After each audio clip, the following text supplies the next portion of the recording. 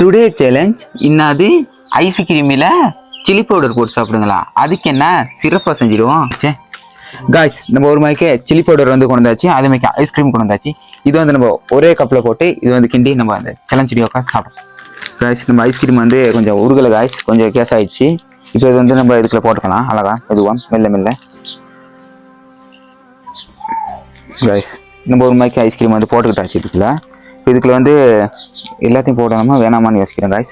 கொஞ்சத்தை போடுவோம் காய்ஸ், இது கொஞ்சம் தனியாக சாப்பிடலாம்னு யோசிக்கிறேன் காய்ஸ். இப்போ ஒரு மாதிரி வந்து ஐஸ்கிரீம் வந்து இதுல வந்து போட்டுக்கிட்டாச்சு. இப்போ இதுக்கு வந்து சில்லி பவுடர் வந்து சேர்க்க போகிறோம். எப்படி சில்லி பவுடர் சேர்க்க போகிறோம். சில்லி பவுடர் வந்து சேர்ப்போம் காய்ஸ் மெதுவா. காய்ஸ், ஒரு மாதிரி சில்லி பவுடர் வந்து சேர்த்தாச்சு காய்ஸ். இப்போ இது வந்து ஒரு மாதிரி சிறப்பாக மிக்ஸ் ஒன்று அடிச்சு விட்றோம் காய்ஸ். ஒரு மாதிரி நல்லா காய்ஸ், ஒரு மாதிரி கொஞ்சம் சில்லி பவுடர் வந்து ஒரு அடி நல்லா மிக்ஸ் ஒன்று அடிச்சுக்கிருப்போம். சிறப்பாக ஒரு அடி அடிச்சாச்சு.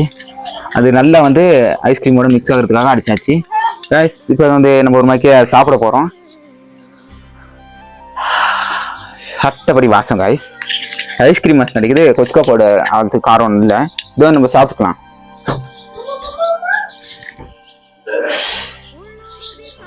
கைஸ், இது சாப்பிட்டே ஆகணுமா கைஸ்?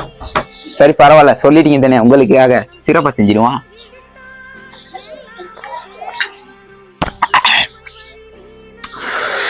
கைஸ், அது பல்லு வந்து இப்படி சுருன்னு இழுக்குது கைஸ். இந்த ஐஸ்கிரீம் இருக்கும் அந்த கொச்சுக்கா காரமும் அந்த உள்ளுக்கு ஒரு மயக்கம் ஆகுது. பரவாயில்ல கைஸ், சாப்பிடுவோம்.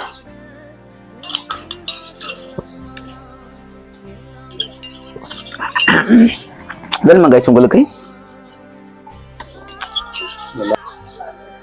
The challenge is over, but only when I sales over. Guys, நம்ம ஒரு மாதிரி இந்த சேலஞ்ச் வந்து கம்ப்ளீட் பண்ணியாச்சு. நெக்ஸ்ட் சேலஞ்சை மறக்காம கமெண்ட் பண்ணுங்க, உங்களுக்காக சிறப்பாக செஞ்சிடுவோம்.